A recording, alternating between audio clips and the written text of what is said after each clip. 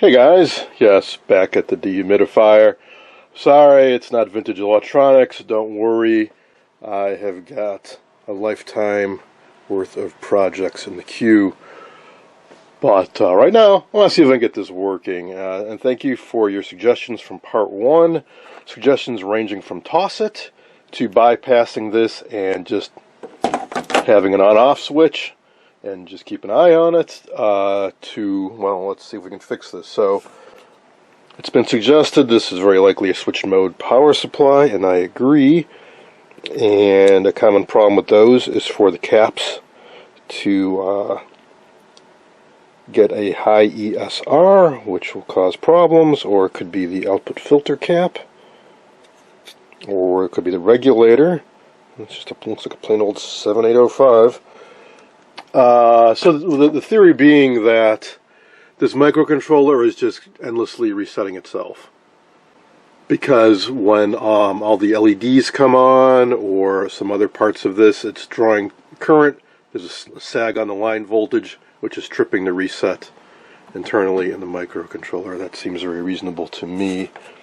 And since we see a 7805 and it looks like a 78, maybe that's a 1-2, so maybe we got a 5 and a 12 volt regulator in here, so I could certainly check those. We got some diodes in here, I can check those. I do have an ESR meter, but to be honest, I have not used it since before the move.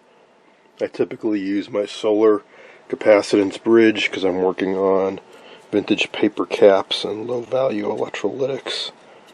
Low value but high voltage. I could not use that tester on this. Another possibility is bad solder joints. So it suggested that this transformer maybe has some cold joints.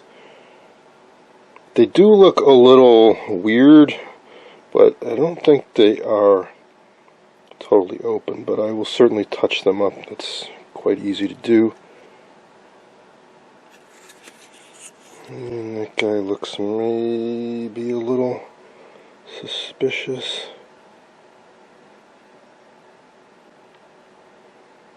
Got a couple ideas on where my ESR meter might be. One of my multimeters has a built-in capacitor tester, which is of some use. If a cap was like totally open or dead shorted, it would tell me that, but it's not going to give me an ESR reading. Well, alright, I'll get to it.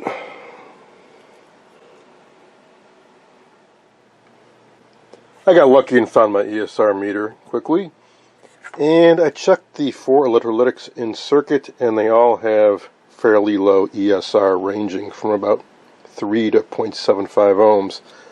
It also has occurred to me after studying the circuit a bit, this is not a switch mode power supply, this is a linear power supply. Pretty darn sure. Got a transformer with a primary and a secondary feeding a bridge rectifier, some filter caps, and 2 linear voltage regulators. So this is just a plain old linear power supply, which gets us back to bad solder joints, so I will touch those up and then try to hook this up such that I can check the power supply output. I'll check it with both a meter and a scope if I can get everything rigged up. Okay, I touched up every solder joint. Here goes. Now, when it comes to checking the voltage, assuming I need to, it's not going to be so easy to do, but give it a shot. And my thinking is that, if still it's not working, that could very well be the voltage regulators, because the pins on them looked a little funky and there's no heat sinks on them. Nope, same problem. Alright, so I'm going to try to get a scope and or multimeter on those voltage regulators. Okay, it's a little tough to probe while it was live, but I managed to. And what I found out is that the DC voltage going into both regulators, and they do have a common voltage in, is only about 4.5 volts. Output of the 5 volt regulator is about 3 volts, and 12 volt regulator is similar. I do have 120 volts AC in the primary of this transformer, but only something like 1 volt AC on the secondary. But I was having trouble getting good contact on these, so I'm going to attach some extension wires. I'm pretty sure secondary, these two are in parallel, these two are in parallel, and it's just going to a bridge rectifier, and that is it. Really, really basic stuff.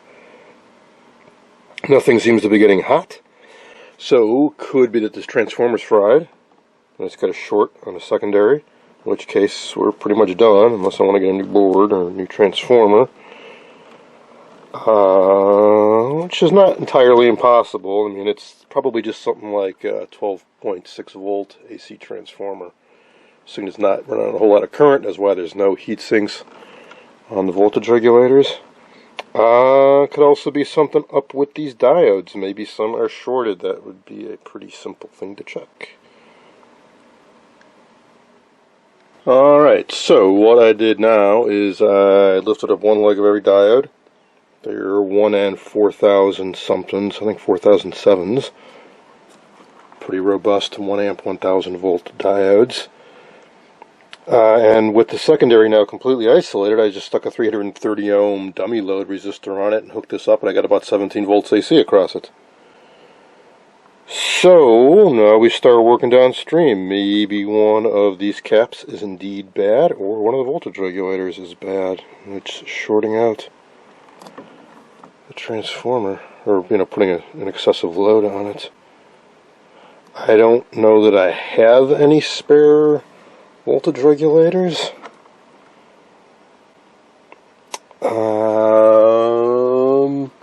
Given a little bit of time, I could pull each one out and hook it up to a separate power supply, or I could isolate the load in this by disconnecting the output of it just to see if they're any good.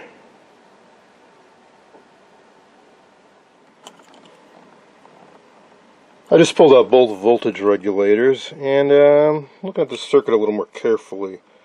So these 3 pins right here are the 12 volt regulator, the 7812. So the way this goes is this is the output of the bridge rectifier. The positive, there's a filter cap, and that's the input of the 12 volt regulator.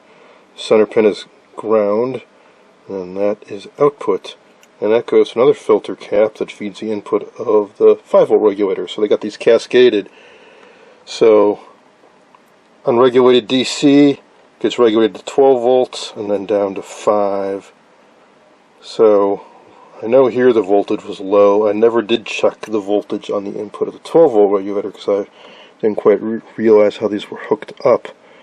So with both of these regulators out, there is nothing connected to the output of the secondary except for the bridge rectifier and a filter cap and my dummy load.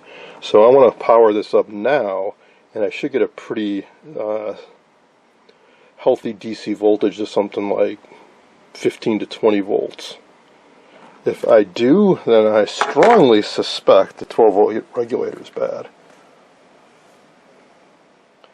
Yep, 20 volts DC. So what I'm going to do now is just temporarily tack this back in and leave the 5 volt regulator out. So another possibility is that this guy is okay, but the 5 volt has problems. It seems unlikely though, because I think if this was good and something was loading it down such that its output was only about 4 volts, this thing would be roasting.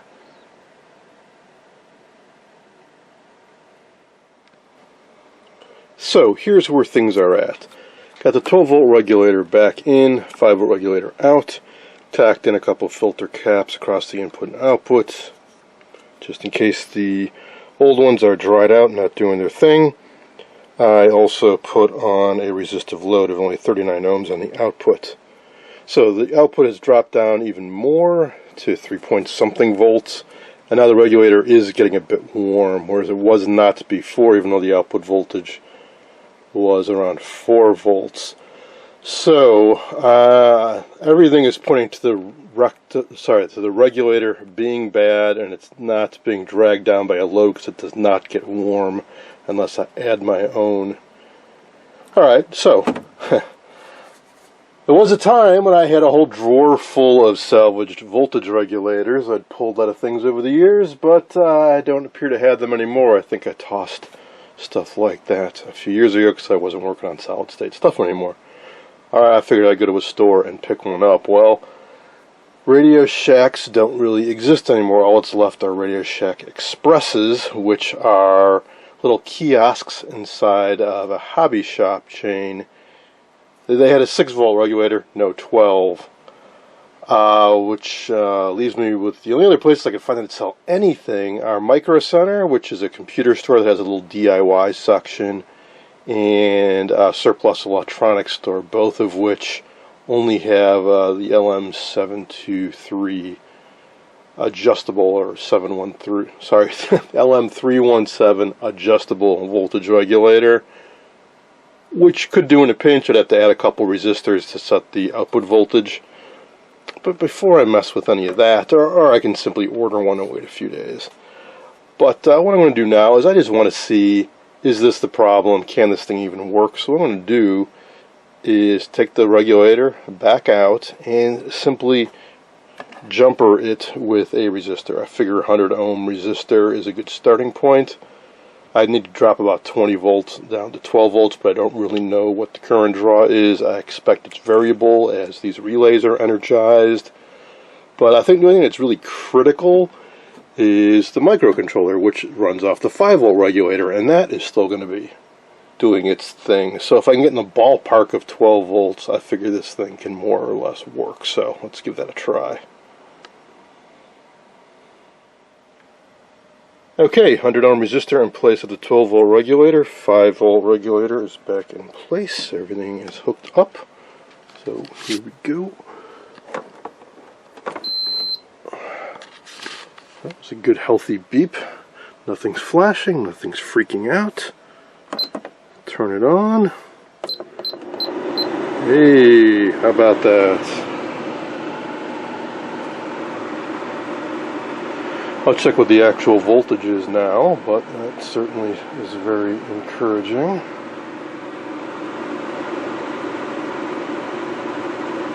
So the next order of business is to order up a 12 volt regulator, and I think I will maybe mount some little heat sinks on them, and I might replace some of those caps while I'm at it. I can get them for a few cents each, so I got to pad out my order anyways to get a 12 volt regulator.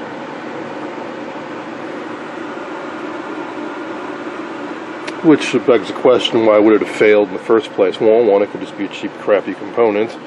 But there are no heat sinks on these. And last time I used this that it was working was late in the summer last year. It was getting pretty toasty. And so these are kind of like air conditioners. But normally with an air conditioner, you got a compressor outside, or if it's a window unit, there's the radiators stick out the window. In other words, there's somewhere for the heat to go. And this unit, not so much, so it may get pretty toasty inside. No heat sink on this guy, even though there isn't a whole lot of current draw on this thing, I don't think. This may very well have overheated.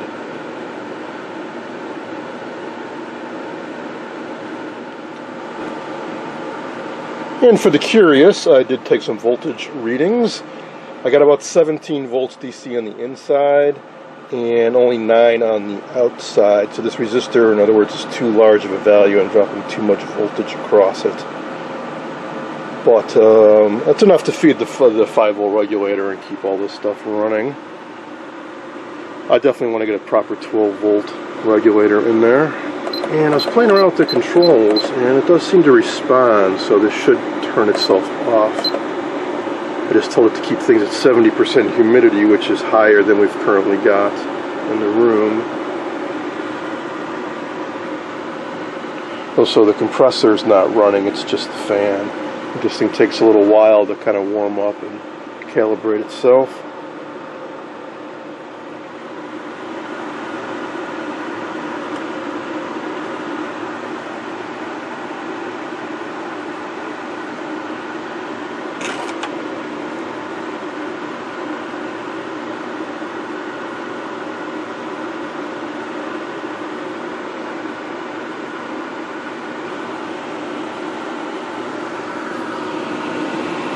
pretty healthy airflow on this side. That would be the output where the hot air would exhaust. I don't know how much airflow really gets into the circuit board, because when it's all sealed up, it's pretty much enclosed in this black plastic box. So I really don't think that that fan provides much cooling for the circuit board.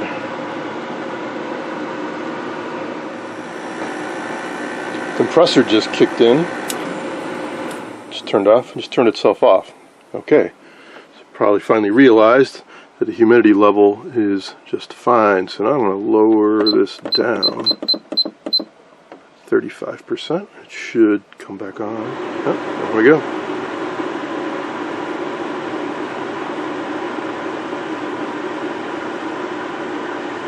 Definitely looking very promising. So I think that'll be it for now, and I will pick up for hopefully a final installment of this exciting project when I've got the regulator in hand. Hang on, we're not done with this episode just yet. The proof, as they say, is in the pudding. I let this run about 15-20 minutes, and we have achieved condensation. It is indeed fully operational. You know, it's funny. It occurs to me I'm actually more nervous working on something modern like this than a 70-year-old TV or 80-year-old radio, even though I know in reality those old devices are more dangerous, but that's just what I've gotten used to, and don't worry, we'll be getting back to the antiques real soon.